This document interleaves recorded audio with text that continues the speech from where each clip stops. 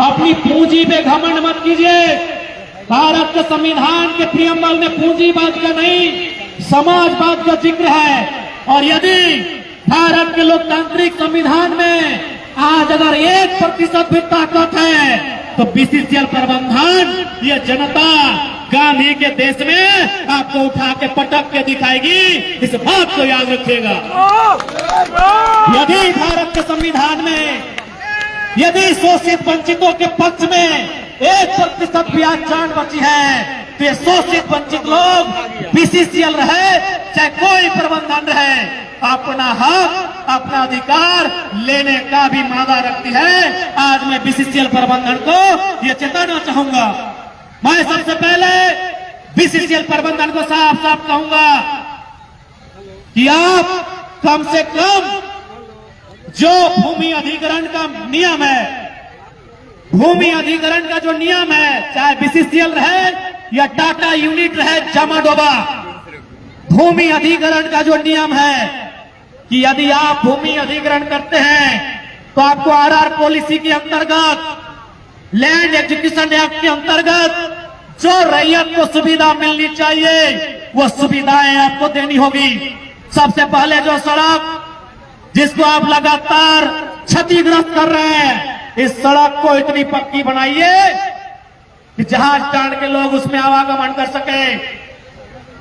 तमाम जो उद्योग कंपनियां होती हैं वो सीएसआर के माध्यम से उस क्षेत्र में डेवलपमेंट का काम करती हैं।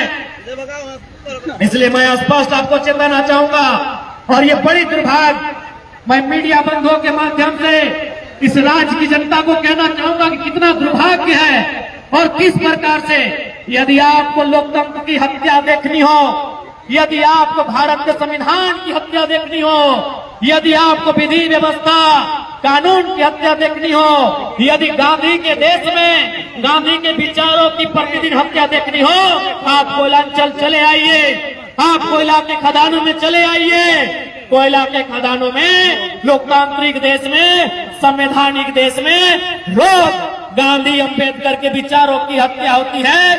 जब किसी ने कहा है, जब धनबाद के उपायुक्त ने कहा है, उन्होंने 33 करोड़ रुपए यहाँ के रैयतों को आवंटन करने के लिए दे दिया है, तो फिर अड़चन क्यों आ रही है, ये बीसीसीएल प्रबंधन बताने का काम करेगी।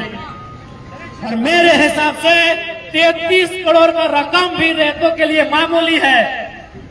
रैयत जिनकी जमीन में कोयला है, रैयत जो इस मिट्टी में कई हजार सालों से रहते हैं, सीते हैं, खाते हैं, कमाते हैं और इसी मिट्टी में मर के चले जाते हैं, उनके लिए आपने 33 करोड़ का जो आवंटन का घोषणा किया है, उस घोषणा को भी पूरा नहीं किया जा रहा है। तो कैसे नहीं माने कि लोकतांत्रिक भारत में, गांधी के अंबेडकर के भारत में उनके विचारों की हत्या रोज की जा रही है, ये क्यों नहीं माने। इसलिए मैं इस मंच के माध्यम से, मीडिया के माध्यम से धनबाद जिला की उपायुक्त मैडम को भी कहना चाहूंगा कि ये उपायुक्त कार्यालय का आदेश है, ये उपायुक्त कार्यालय का भी आदेश है कि जहाज टाण में जिन रैयतों की जमीन पर कोयला खनन का काम किया जा रहा है, उन्हें मुआवजा की राशि आवंटित की जाए। लेकिन अभी तक ये राशि आवंटित क्यों नहीं हुई, ये सवाल का उत्तर आपको देना होगा। यदि अभी देते हैं तो ठीक है, नहीं तो अगले विधानसभा में आपको इस सवाल का उत्तर देना होगा कि अभी तक मुआवजा की राशि का आवंटन कैसे नहीं हुआ।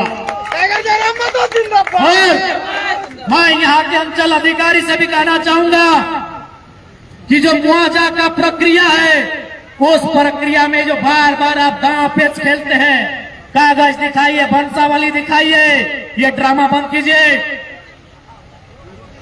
ये हमारे पूर्वजों की धरती है। आप यहाँ की भोली भाली जनता को कागज पत्र के नाम में उलझाने का काम नहीं करें। मैं ये संदेश स्थानीय अंचल अधिकारी से को देना चाहूंगा। ये भूखे लोग हैं, आज सवाल निवालों का है। ये भूखे लोग, लाचार बेबस लोग हैं, जिनकी जमीन पर लाखों करोड़ों की कीमत का कोयला निकलकर पूरे देश दुनिया में चला गया, लेकिन आज ये लोग एक मामूली नौकरी के लिए आंदोलन करने के लिए बाध्य हो जाते हैं, एक मामूली रकम की सड़क को बनवाने के लिए आंदोलन करने के लिए बाध्य हो जाते हैं। मामूली विषयों के लिए, मामूली मुद्दों के लिए यहाँ के लोग धरनों में बैठने के लिए बाध्य हो जाते हैं। तो मैं तमाम जो पदाधिकारी हैं, बीसीसीएल प्रबंधन समेत मैं तमाम लोगों को कहना चाहूंगा, जहां के लोगों की समस्याओं का निदान 1 महीना के भीतर किया जाए।